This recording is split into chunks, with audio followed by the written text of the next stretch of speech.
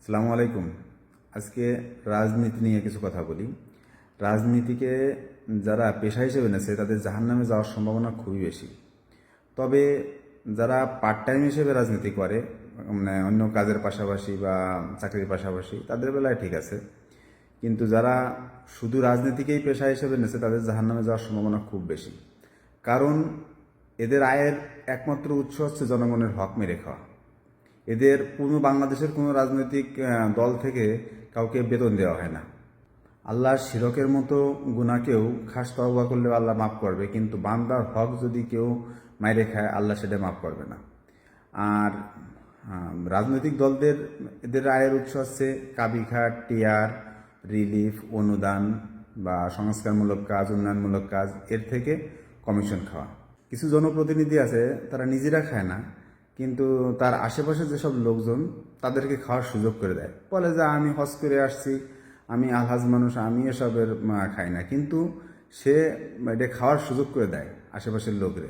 এর গুণাও কিন্তু তার আমল নামায় যোগ হবে। ঠিক আছে। আরেকটা বিষয় আমি বলি, রাজনীতি যারা বড় বড় নেতার পাশে ঘোরে, গ্রাম পর্যায়ের কথা বলি, যারা 5 দিন বা 10 দিন ঘুরতেছে, 10 দিন ঘোরার পর হয়তো 1 দিন 2,000 5,000 টাকা দিল, এতে কি হয়?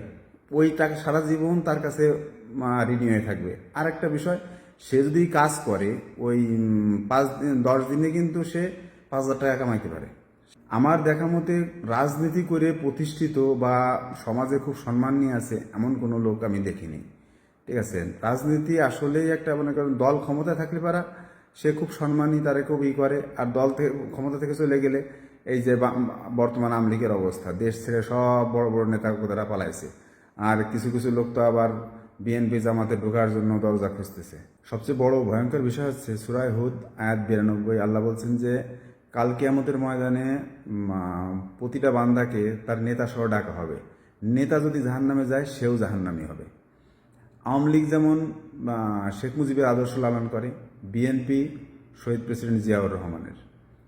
আর ইসলামিক দলগুলো জামাত ইসলাম, হেফাজতে ইসলাম বা চরমোনাই, এরা কিন্তু নবীকে নেতা মানে, এবং নবীর আদর্শ, ইসলামী আদর্শ, ওরা দেশ কায়েম ইসলামী প্রতিষ্ঠা করতে চায়, ইসলামী শাসন বাংলাদেশে প্রতিষ্ঠা হোক, এটে চায়। নিজের ইচ্ছাকে আল্লাহর কাছে সমর্পণ করার নাম হচ্ছে ইসলাম, এবং নিজের ইচ্ছাকে দলের কাছে সমর্পণ করার নাম হচ্ছে রাজনীতি।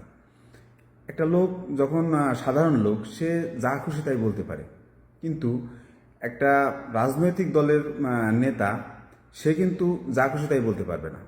কারণ প্রতিটা কথা তার দলের পক্ষে যায় কিনা সেটা বলতে হবে। যেমন আওয়ামী লীগে করা লোক দেলোয়ার হোসেন সাঈদী মারা গেছে, ইন্নালিল্লাহ পড়ছে, অনেকে লাইক কমেন্ট করছে, তার জন্যই অনেক সরকারি লোকের চাকরি চলে গেছে, দল থেকে বহিষ্কার হয়েছে। আবার বিএনপিতে থাকা অবস্থায় কেউ যদি বর্তমানে যে বঙ্গবন্ধুর 32 নম্বর বাড়ি ভেঙেছে ওর জন্য কেউ দুঃখ প্রকাশ করে, বা আওয়ামী লীগের মধ্যে যেসব ভালো লোক আছে পলাতক বর্তমানে, তাদের পক্ষেও যদি কেউ কথা বলে, দল থেকে তারে শোকজ করা হবে। পরিশেষে এটাই বলি, আসলে যারা হযরত মুহাম্মদ সাল্লাল্লাহু আলাইহি ওয়াসাল্লামকে নেতা হিসেবে মানে সেই দলই করা উচিত। জামাত বা চরমোনাই, হেফাজত, যে দলই হোক, ইসলামিক দলকে সমর্থন করা উচিত নিজের জন্য, পরকালের জন্য। ঠিক আছে। আমি রাজনীতি করে আমি যদি পরকাল আমার বরবাদ হয়ে যায়, তাহলে আমার লাভটা কি? এ আর কি। সবাইকে ইসলামের পক্ষে কাজ করার তৌফিক দান করুক। আমিন।